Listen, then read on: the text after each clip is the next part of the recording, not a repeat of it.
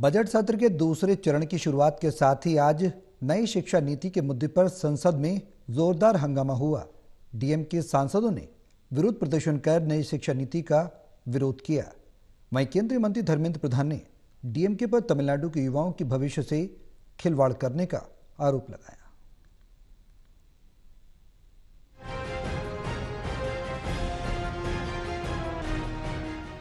संसद के बजट सत्र के दूसरे चरण की कार्यवाही आज से शुरू हो गई है। आज संसद की कार्यवाही के पहले ही दिन काफी जोरदार हंगामा देखने को मिला और केंद्रीय शिक्षा मंत्री के बयान पर डीएम के सांसदों ने वॉकआउट कर दिया।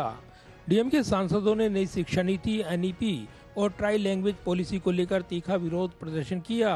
प्रदर्शनकारी सांसद इस मुद्दे पर संसद में नारेबाजी करते हुए खूब हंगामा करते नजर आए। सदन के बाहर डीएम के सांसदों ने केंद्र सरकार की नई शिक्षा नीति को लेकर तीखा विरोध दर्ज कराया। SSA funds have to be released to Tamil Nadu, and the minister from Tamil Nadu also was there in the delegation, and we had clearly said that we have issues with the NEP. We cannot accept it in full because 3-language policy is not acceptable to Tamil Nadu. Okay. वहीं सदन में भारी हंगामे को लेकर लोकसभा अध्यक्ष ओम बिरला ने राजनीतिक दलों से अपील की कि वो सदन में प्रश्नकाल के निर्बाध संचालन के लिए सहयोग दें।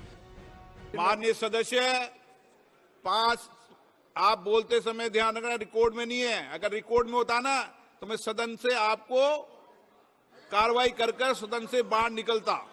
सुन लिए आज के बाद, और ऐसा ही करूंगा। सुन लिए, आप सीट पर आके रिकॉर्ड में बोलिए, मैं भी कार्रवाई करता हूं आपके खिलाफ। बोलो, सीट पे जाके रिकॉर्ड में बोलो, अभी कार्रवाई करता हूं। केंद्रीय मंत्री धर्मेंद्र प्रधान ने नई शिक्षा नीति और 3 भाषाओं के विवाद पर कहा कि जिनके पास कोई तथ्य नहीं है वो केवल हल्ला करके विषय को भ्रमित करना चाहते हैं। पिछले दिनों भारत सरकार की तमिलनाडु सरकार से चर्चा हुई थी। इसमें समझौते का एक रास्ता निकाला गया था। उसी रास्ते पर तमिलनाडु सरकार राजी हो जाए, हमें उन्हें पीएम श्री एलोकेशन देने में कोई आपत्ति नहीं है। हम उनसे बार बार अनुरोध करते आए हैं। They only want to shout back the truth. इनके पास कोई तथ्य नहीं है, ये केवल एक हो हल्ला करके एक विषय को भ्रमित करना चाहते हैं। मैं आज भी कहा, विनम्रता से कहा, आज 10 मार्च है। इसी फाइनेंशियल ईयर की और 20-21 दिन बाकी है। जो चर्चा तमिलनाडु शासन के साथ पिछले दिनों में भारत सरकार की हुई है, जिसमें एक समझौते की रास्ता भी निकला था, उसी रास्ते पे तमिलनाडु सरकार राजी हो जाए।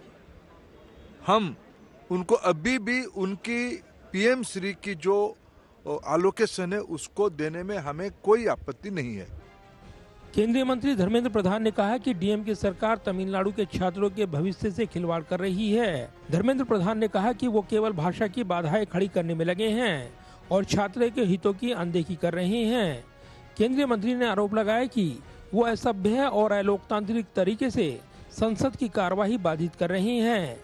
दरअसल केंद्र सरकार द्वारा लागू की गई नई शिक्षा नीति के तहत स्थानीय भाषा के साथ हिंदी और अंग्रेजी को भी अनिवार्य किया गया है। हालांकि तमिलनाडु सरकार इसे जबरन हिंदी थोपने की साजिश मान रही है और इसका पुरजोर विरोध कर रही है। डीएम के सांसद इसी नीति के खिलाफ संसद में आवाज उठा रहे हैं। कैमरामैन विदर्भ के साथ प्रदीप कुमार, टोटल न्यूज़, दिल्ली।